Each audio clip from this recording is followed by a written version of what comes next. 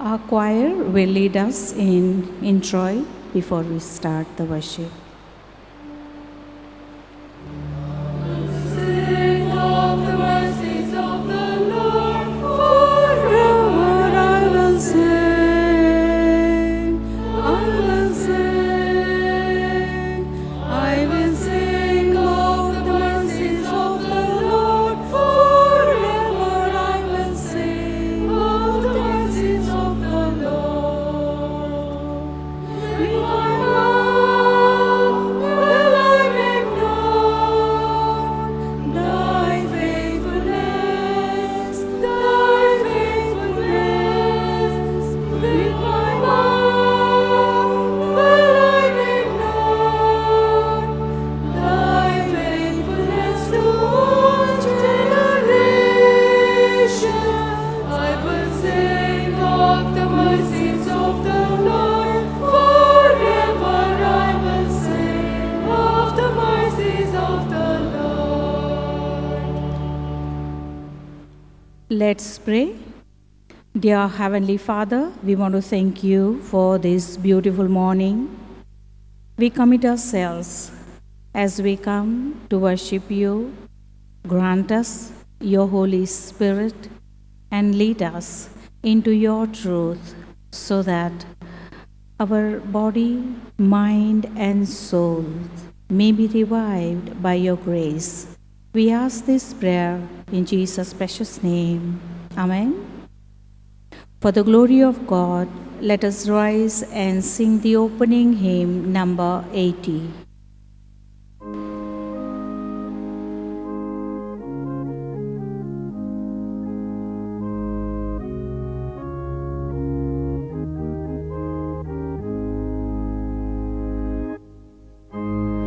Praise Him, Jesus our blessed Redeemer. Sing out His wonderful love proclaim. Hail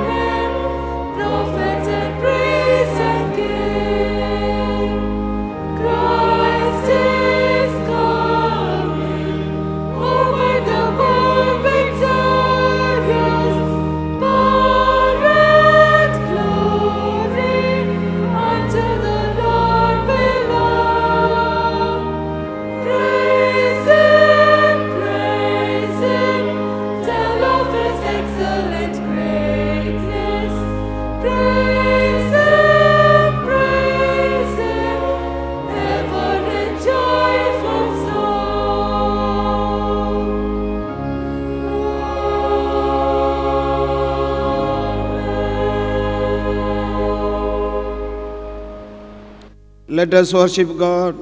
God is spirit, and those who worship him must worship in spirit and truth.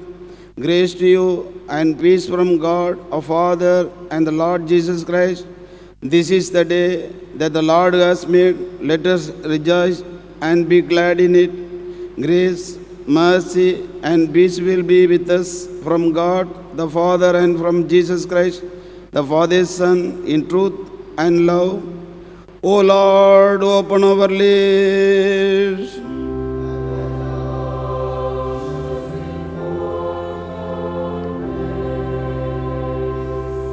Glory be to the Father, and to the Son, and to the Holy Spirit.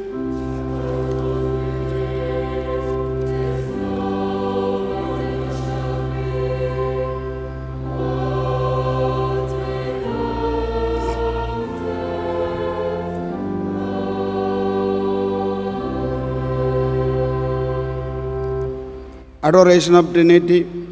Praise be to thee, O God our Father, who didst create all things by thy power and wisdom, and didst so love the world as to give thy Son to be our Savior.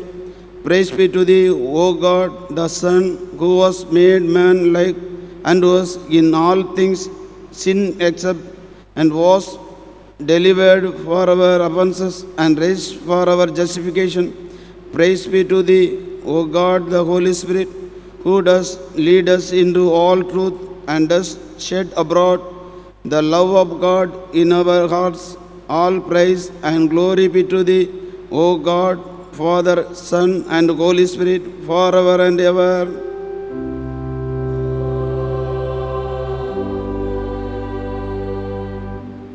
Confession. If we say that we have no sin, we deceive ourselves, and the truth is not in us. If we confess our sins, he who is faithful and just will forgive us our sins and cleanse us from all unrighteousness. I will arise and go to my father, and I will say to him, Father, I have sinned against heaven and before you. I am no longer worthy to be called your son. The time is fulfilled, and the kingdom of God has come near. Repent and believe in the good news. For we do not have a high priest who is unable to sympathize with our weaknesses, but we have one who in every respect has been tested as we are, yet without sin. Let us all kneel and examine ourselves in silence.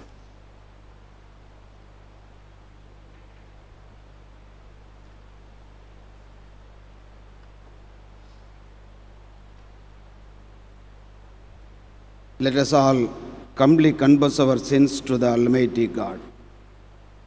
O God of mercy, we confess that we have sinned against you in thought, word, and deed, but what we have done and by what we have left undone. We have not loved you with our whole heart and mind and strength. We have not loved our neighbors as ourselves. In your mercy, forgive what we have been. Help us what we have to, and direct what we shall be, so that we may delight in your will and walk in your ways, to the glory of your holy name. Amen.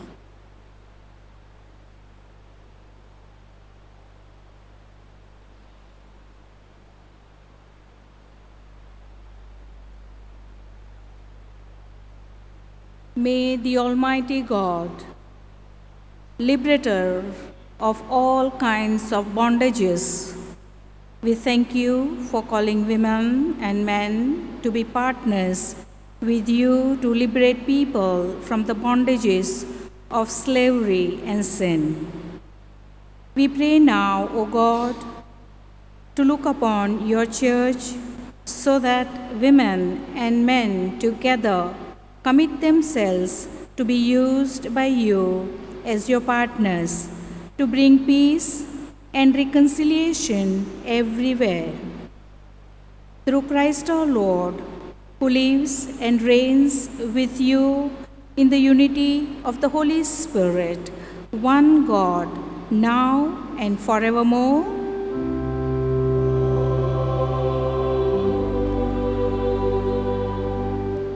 Praise ye the Lord.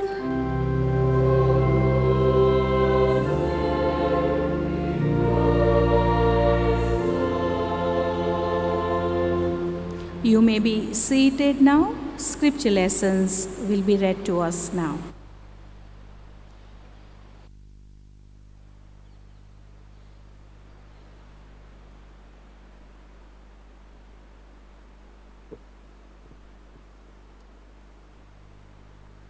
The first Bible reading is taken from Exodus chapter 1, verses 15 to 22. Exodus chapter 1, reading from verse 15. Then the king of Egypt spoke to Hebrew midwives, of whom the name one was Sephra, and the name of other Puha. And he said, when you do the duties of a midwife for the Hebrew women, and see them on the birth stools, if it is a son, then you shall kill him. But if it is a daughter, then he shall live. But the midwives feared God, and did not do as the king of Egypt commanded them, but saved the male children alive. So the king of Egypt called for the midwives and said to them, why have you done this thing and saved the male children alive? The midwives said to Pharaoh, because the Hebrew women are not like the Egyptian women, for they are lively and give birth before the midwives come to them. Therefore, God dealt well with the midwives, and the people multiplied and grew very mighty. And so it was because the midwives feared God that he provided households for them. So Pharaoh commanded all his people, saying, every son who is born you shall cast into the river, and every daughter you shall save alive. Here ends his first Bible reading. Praise be to God.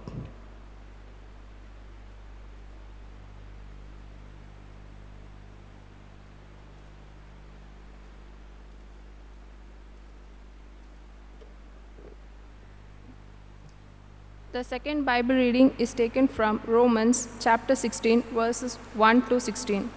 Romans chapter 16, beginning from verse 1. I commend to you our sister Phoebe, a deacon of the church in Cenchrea. I ask you to receive her in the Lord in a way worthy of his people, and to give her any help she may need from you. For she has been the benefactor of many people, including me. Greet Priscilla and Aquila, my co-workers in Christ Jesus. They risked their life for me. Not only I, but all the churches of the Gentiles are grateful to them. Greet also the church that meets all day at their houses. Greet my dear friend Ephetus, who was the first convert to Christ in the province of Asia. Greet Mary, who worked very hard for you. Greet Andreas and Junia, my fellow Jews who had been in prison with me. They are outstanding among the apostles, and they were in Christ before I was. Greet Amphilitus, my dear friend in the Lord. Greet Urbanus, a co-worker in Christ, and my dear friend Statius. Greet Apelles, whose fidelity to Christ has stood the test. Greet those who belong to the household of Aristobulus. Greet Herodion, my fellow Jew. Greet those who in the household of Narcissus, who are in the Lord. Greet Tryphena and Tryphosa, those women who work hard in the Lord. Greet my dear friend Persis, another woman who has worked very hard in the Lord. Greet Rufus, chosen in the Lord, and his mother, who has been a mother to me too. Greet Asyncritus, Phlegon, Hermes, Petrobus, Hermas, and the other brothers and sisters with them. Greet Philologus, Julia, Nereus, and his sister, and Olympus, and all the Lord's people who are with them. Greet one another with the holy kisses. All the churches of Christ send greeting. Here ends the Bible reading. Praise be to thee, O God.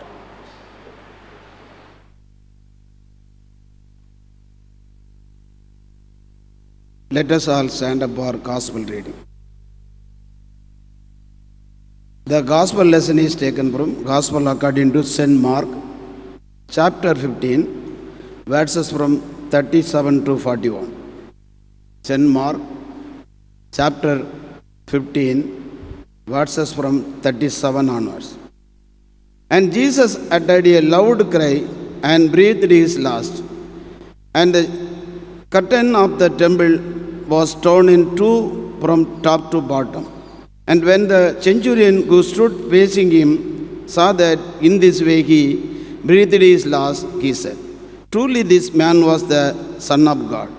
There were also women looking on from a distance, among whom were Mary Magdalene and Mary, the mother of James, the younger, and of Joseph and Salome.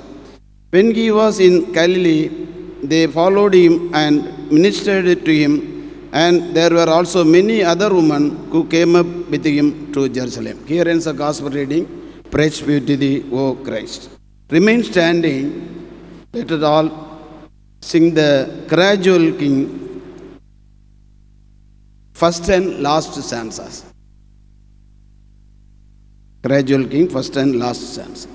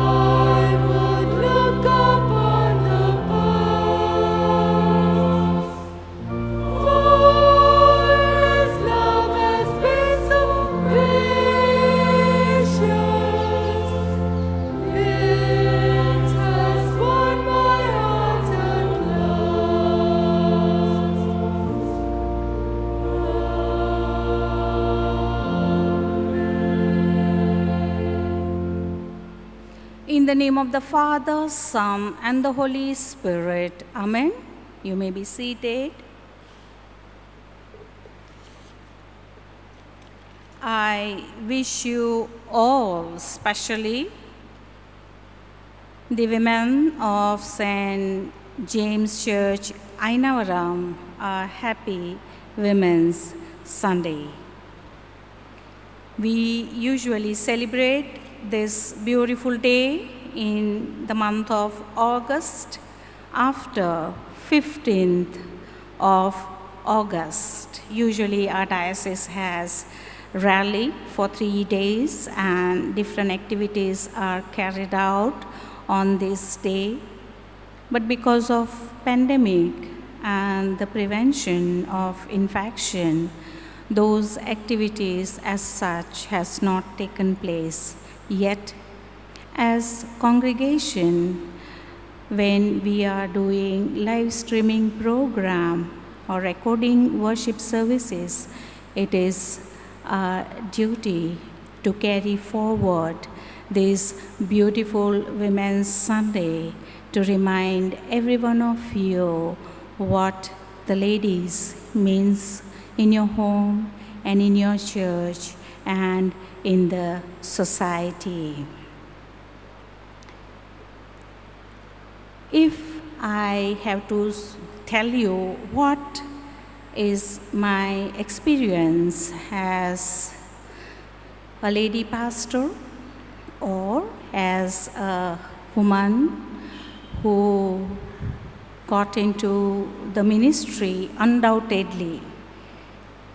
From the age of 12, my focus was on what I'm going to become. And I stood against every temptation against this. I too wanted to be like many of you, wanted to become a big woman, earn a lots of money, earn a fame, and then once I get retired, I'll do God's ministry. I thank God that God's Spirit protected me from all these kind of wishes in my life. I remembered my dedication to God silently in a corner of my home at the age of 12. Imagine, I was not even at the age of 13. And I can tell you that in my life, my first love was Jesus. Even before I could sensitize at the age of 13, God took grip of me. And it is rather God who did not allow me to wander away from Him. He saw to it that I win every temptation so that He can get me back to Him for the original purpose that I had found in the very young age of 12. After that, I did my level best. My parents, of course, as usual any other parents, were not ready to send me for ministry because my father was a pastor's son and he believed it's better you serve church by being a lay woman.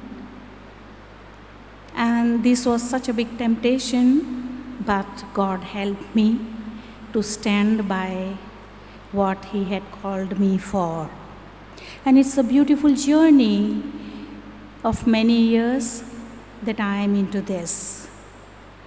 In the beginning of my career, ministry, service as a child of God, I was a theologian.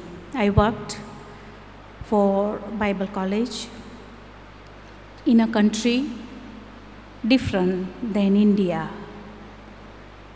And then I came to the south, joined the Church of South India after marriage, and I'm serving. And God gave me even an opportunity to work as a chaplain in the United States of America. Now I am coming here with so many experiences in my life. Not only our culture alone, but other cultures that exist in this world in various countries. And if you ask me what is my experience, and I would say that everywhere male chauvinistic society exists which doesn't want women to come forward and take part. However talented she might be, of course, they have achieved a lot in the area of education and employment. But when it comes to the leadership, nobody wants them to be in the front and lead them. Only when the situations go so bad and they are not able to handle, and the best bargain in those time comes, push a woman, she will set it everything right. So our attitude as such, as a society, whether we are in India or other places, our attitude have not changed towards women. A few ladies like me who have got into the ministry by the grace of God, that's wonderful. But even then, so many people, they do not know whether women can take part equally as man in the ministry. 2 days back, when I went for a prayer meeting, a crowd was there, and CSI house, a memorial prayer meeting, and the guests who all had come were Orthodox. I had to go there because pastor had to go for the funeral, and I said, okay, I'll go for that, you go for the funeral. And at the end of the memorial service, one gentleman, maybe aged 84, 85, came to me, and he was all smiling, and he told me, this is the first time I am seeing a woman who is wearing robes and who is taking service like pastor. And I educated him. I said, times have changed. Many ladies are in the priestly job and they all are doing very well, yet they are few in numbers and you need to pray for them. And he was smiling at me. Why our society is always opposing the women? Why our church is always opposing women? Why the places where we work, offices, government, private, anywhere, why they are opposing women folk as such? Fully knowing well what talents they possess, what skills they have, yet they have been put in the back wagon and only brought in the front when there is no other way. And this attitude tells us that we have to re-examine ourselves as Christian, where we are standing. From the first page of the Bible till the last page of the Bible, women are very much part and parcel of God's ministry. And therefore, it is must that we meditate today on the theme given to us, women partners in God's liberative act. What motivates me to be what I am in spite of my calling? That is the urge of the Spirit of God which resides in me, prompts me to find out the skills and the talents that God has given me, to put that to the best use of God's service. Let's see the 3 passages that were read to us, what we can learn from them in order to enhance the women partners in the ministry of God, to liberate men and women from the bondage of sin. The first passage that was read to us from Exodus chapter 1, verses 15 to 22, talks about the slaves, Hebrew slaves in Egypt, and Egypt's king's decree against them. He was intelligent, and in his intelligence, he tried his level best to control this group of people who were living in his country as slaves.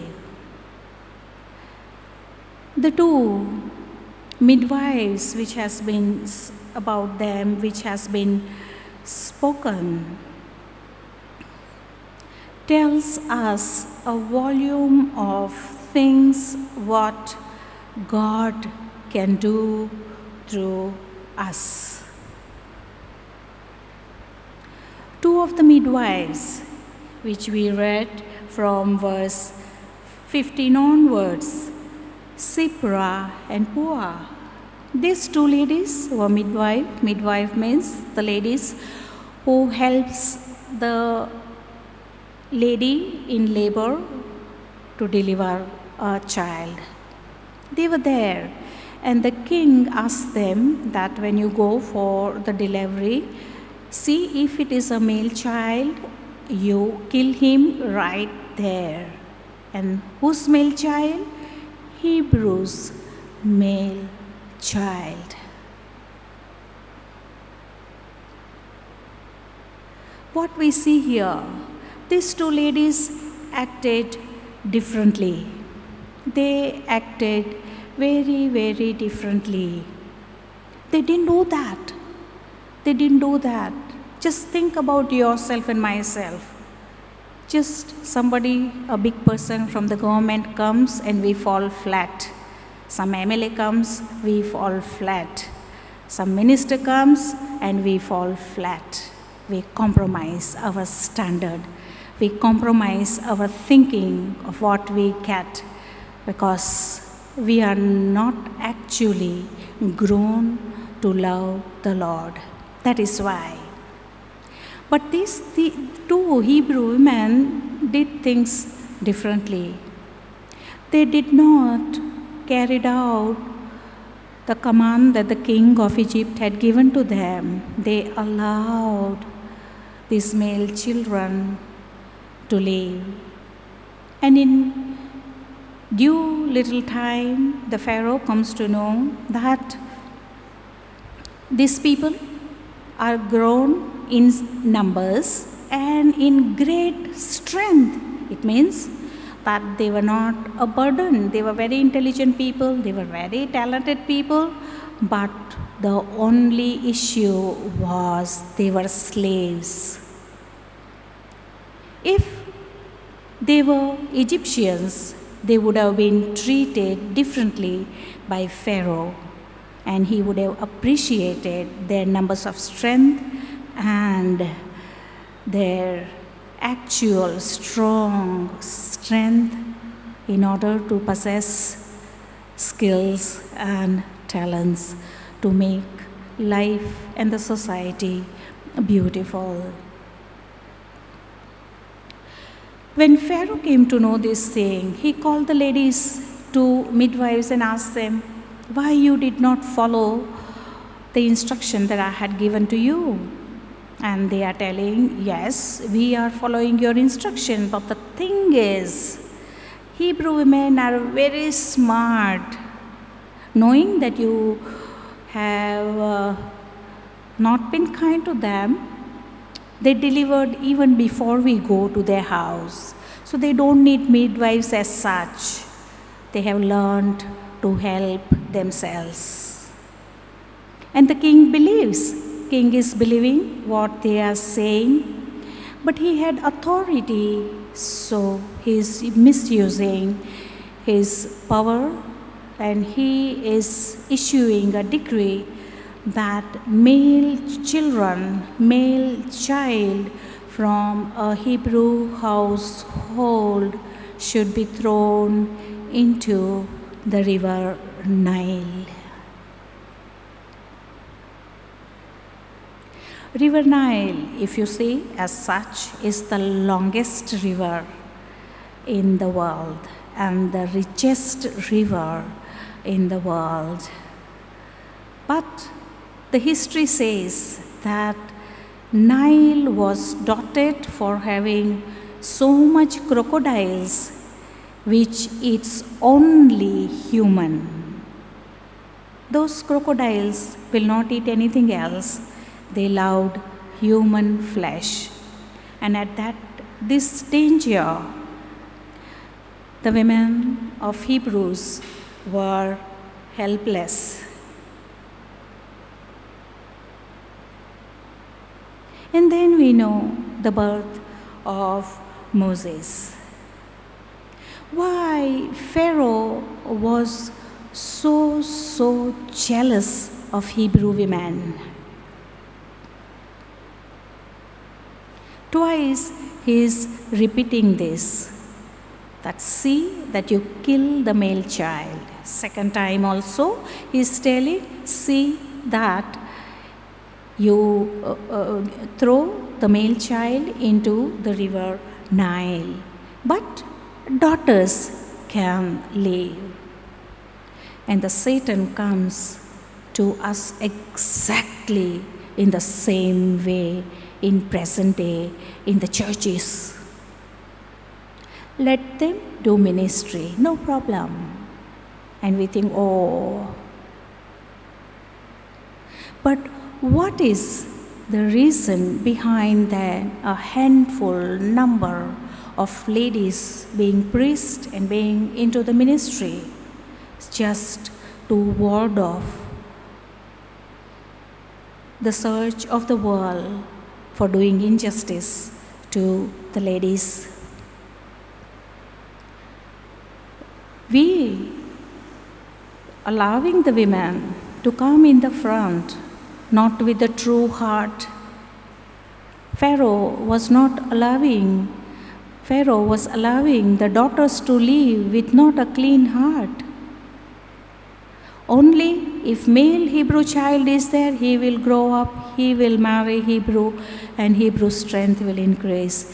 If the male-female number imbalances, then the girls are forced to marry into other places. Pharaoh did recognize these people were intelligent people. These people are strong people. He wanted that thing for his own people, but in a crooked way. And so, here we do have to recognize the role of these two midwives, the women, in the lives of the Hebrew male child got a chance to live. And what was the thing that they allowed male child to live? It's because they feared God. What all injustice is happening to women in this world, in the church, in the society is because none of the three fears God. If you fear God, you will respect God when you see a woman. These are the days when a woman does well, a male folk comes and tells.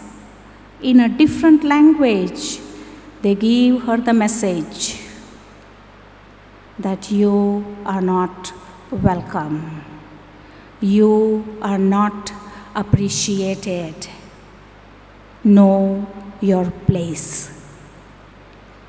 And to those people, I would like to tell, your behavior and attitude towards the women as such is because you don't fear God.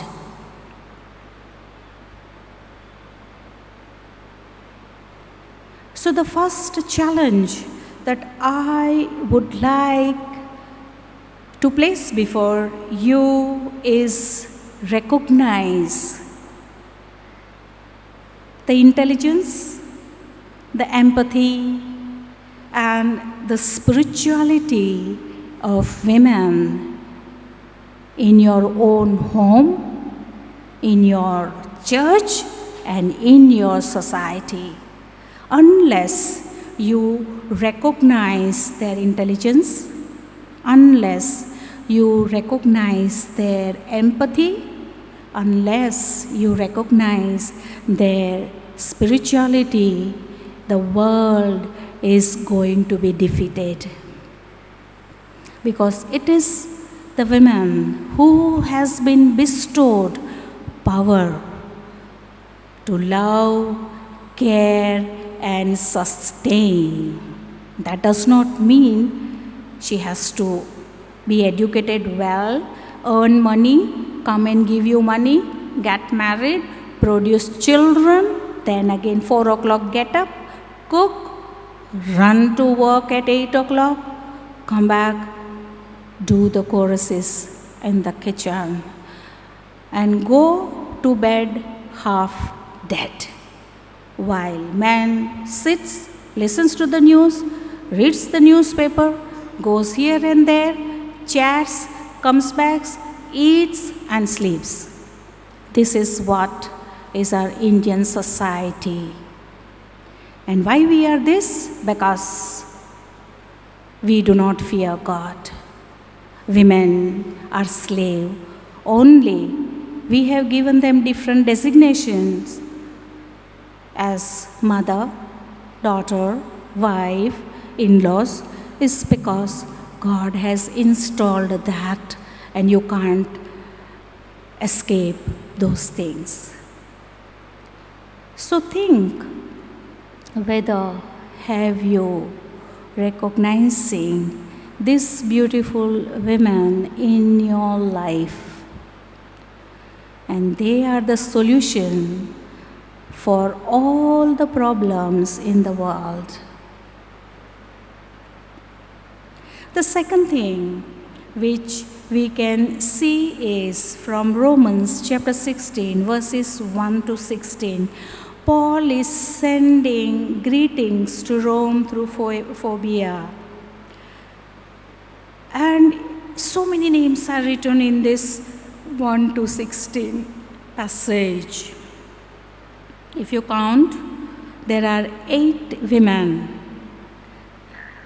plus 13 from Emperor's palace, plus 3 other women, and total number of individuals, 24, who all were part and parcel of Paul's mission to the Gentile.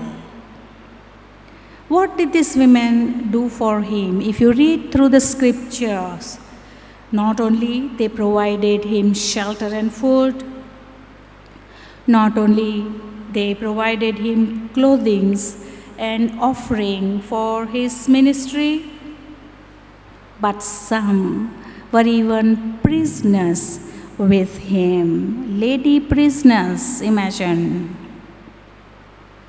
For the sake of the gospel, some were business women, and some were patronizing the gospel work started by Paul.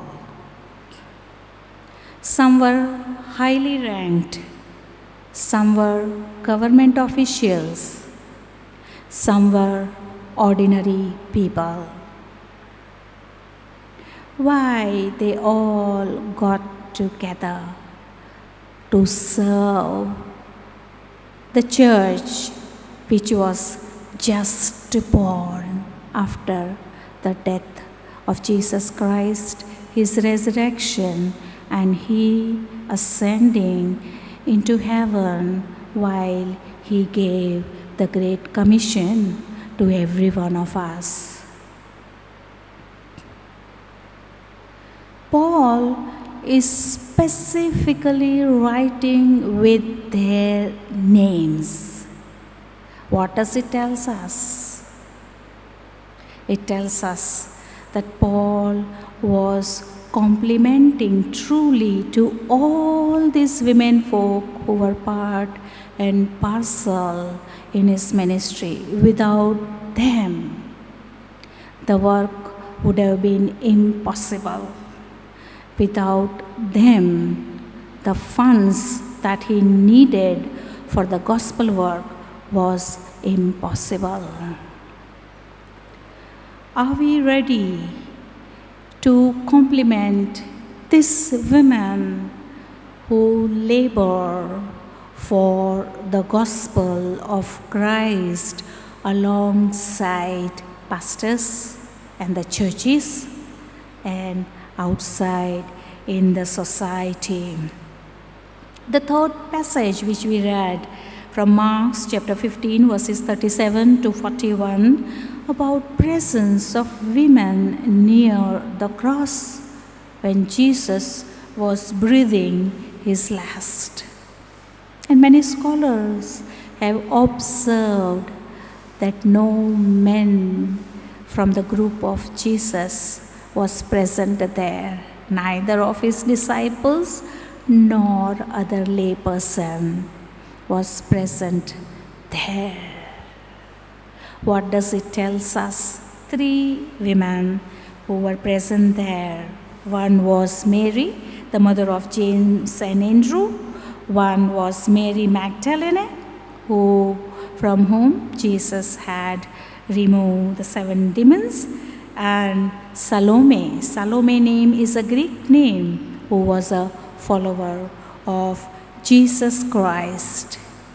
She witnessed his death and the last word what Jesus said. At the same time, when they had gone in the garden, she was the first to find out that the tomb is empty and Jesus is not there. What made these ladies to be at the cross and also in the cemetery where Jesus' body was inserted? Securities were there, every places where he was crucified near the cross, so much of security Roman Empire had put. Where he was buried, guards were placed in that garden. But in spite of this, these ladies were so courageous to see that what is in their mind for the Lord, they do. These ladies were the great moral support to Jesus during his earthly ministry, during his trial, when he was dying, and when he rose again. Such a big strength, a strength that fears no worldly authority was present in these women. They had followed him, they had cared for his needs, they were with him.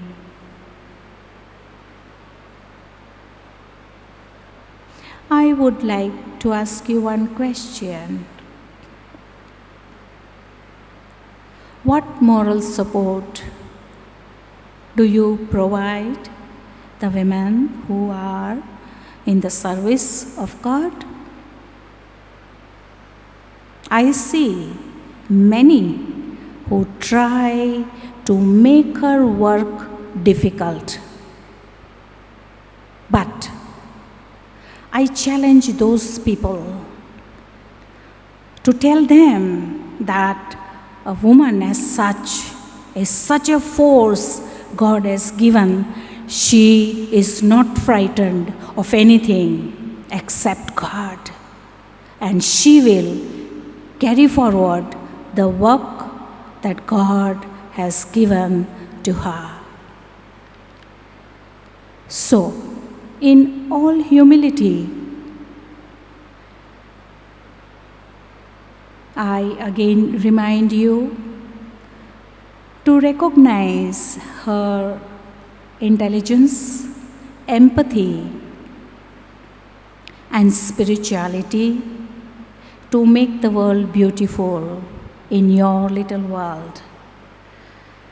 Try to compliment her for the hard work she does from morning till night and goes to bed half dead. Provide her a moral support because she is standing by you. May the Lord bless each one of you as we celebrate today the Women's Sunday. May the Lord sensitize us with His Spirit so that we may learn new things to recognize that women are the strongest force God has given in your life as mother, as wife, as daughters, as in-laws, and as friends and as neighbor. May the Lord bless you and help you to grow well in body, mind, and soul for His glory. Amen.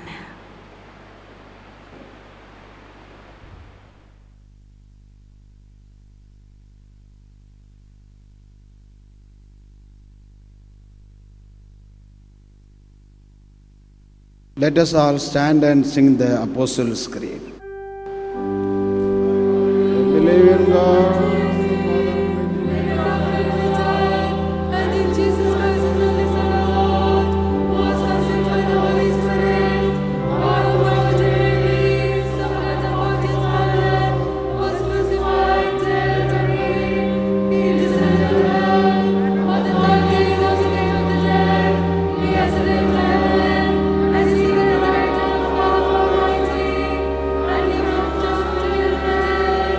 I believe in the Holy Spirit, the Holy Catholic Church, the communion of saints, the forgiveness of sins, the resurrection of the body, and the life everlasting.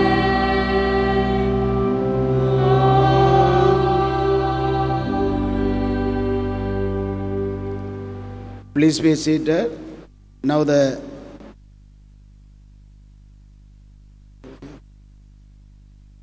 Now you can hear the church announcement by our beloved secretary, Mr. R. Nehemiah.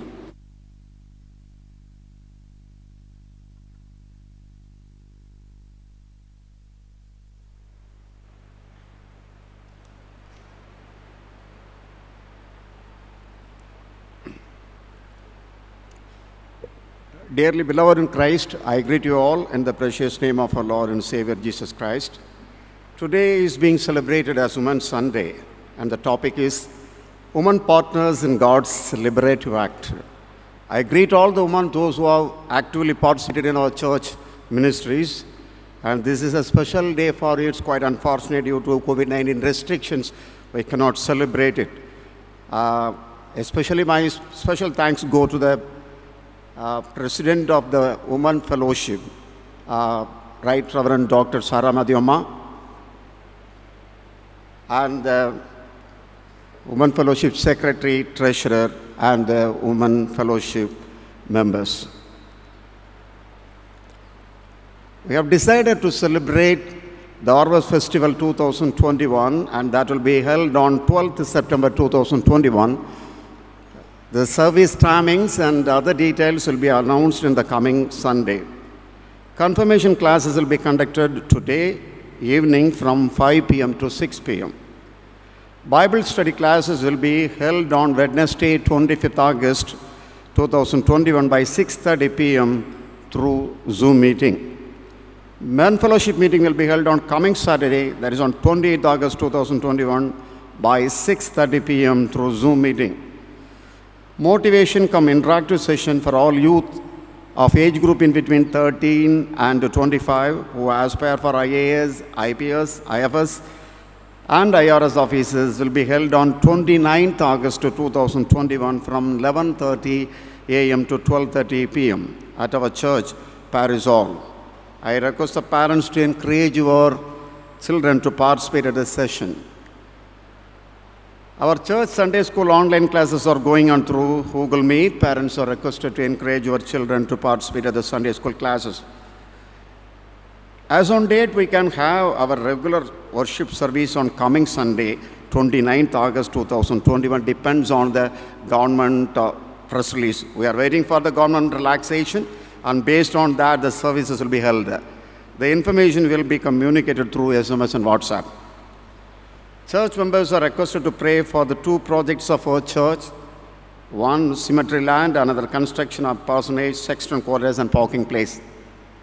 Vaccination camp, as already announced at the church, the vaccination camp will be held at our church school campus on 29th August from 9 a.m. to 4 p.m.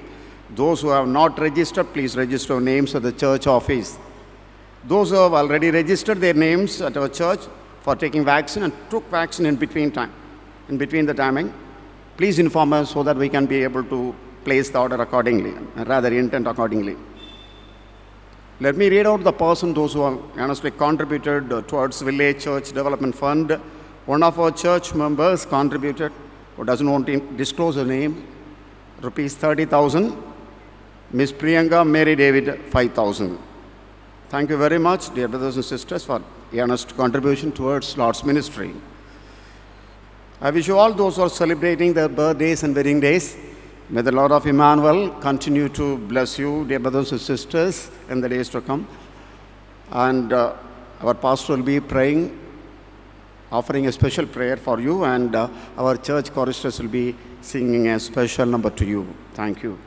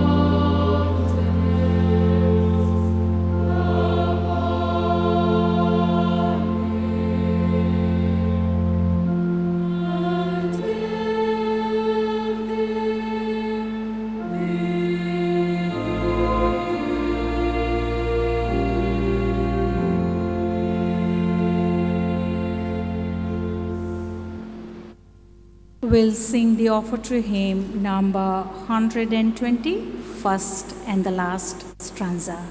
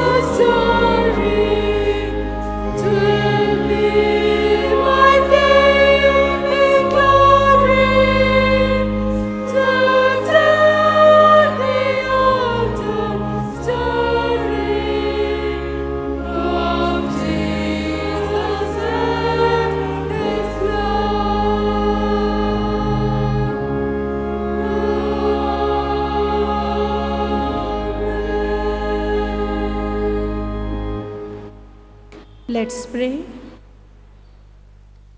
Dear Heavenly Father, we want to thank you for this beautiful day that you have given to us.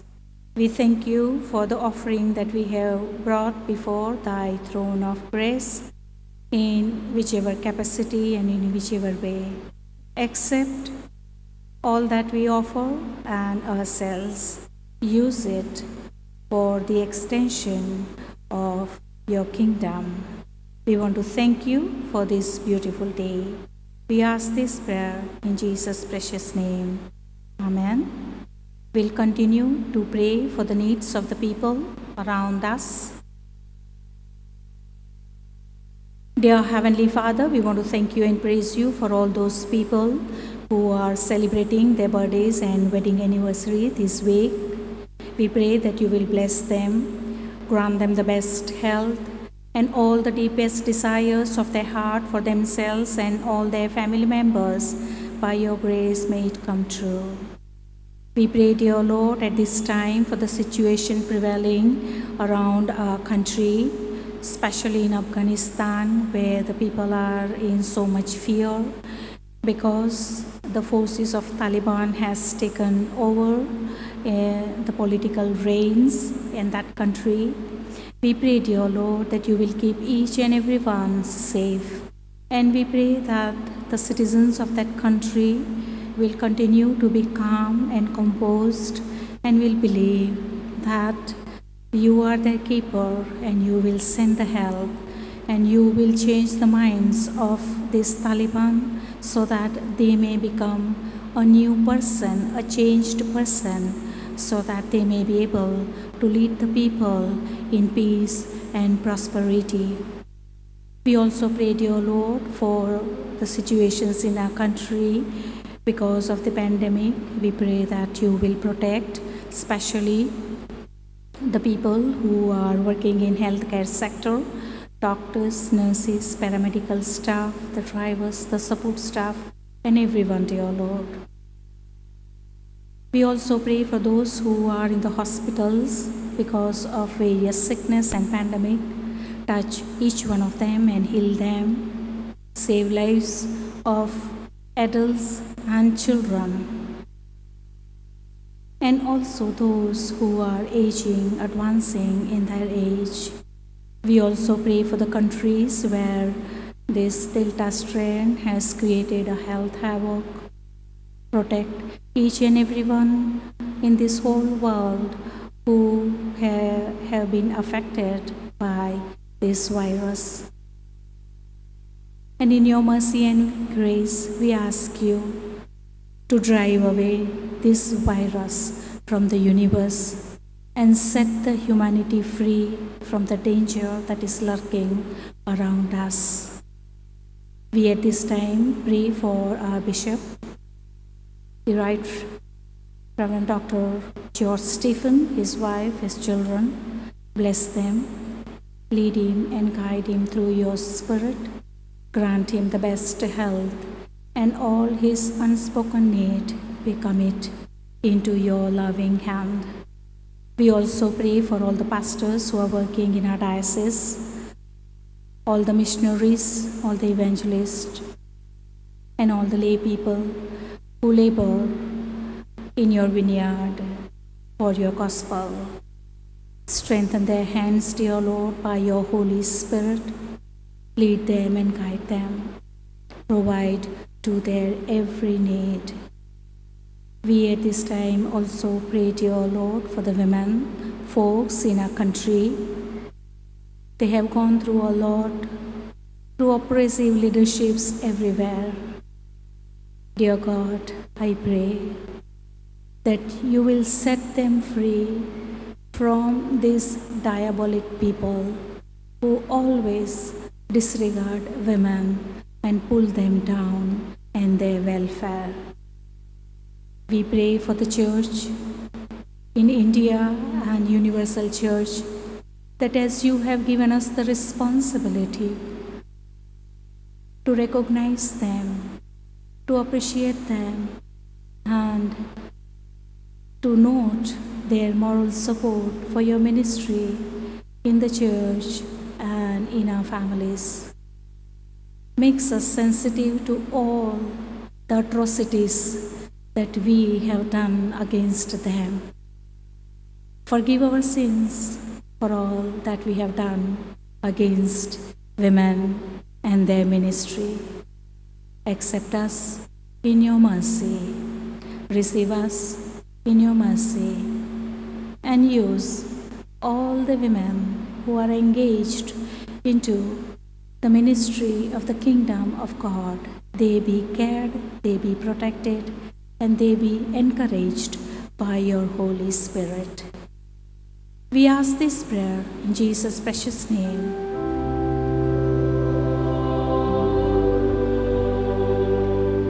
As our Savior Christ has commanded us and taught us, we are bold to say,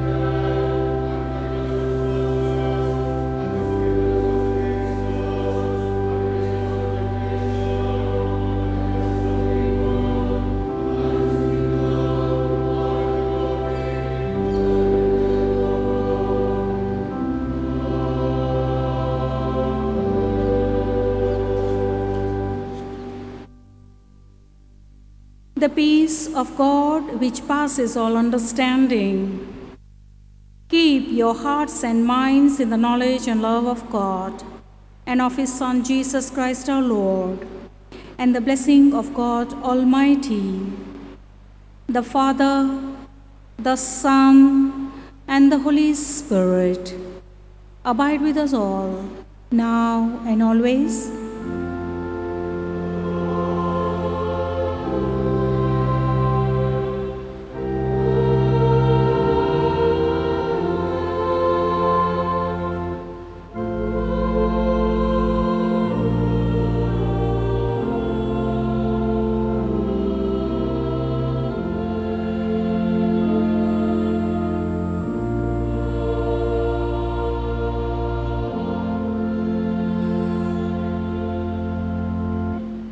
For the glory of God, let us rise and sing the recessional hymn number 346, first and the last stanza.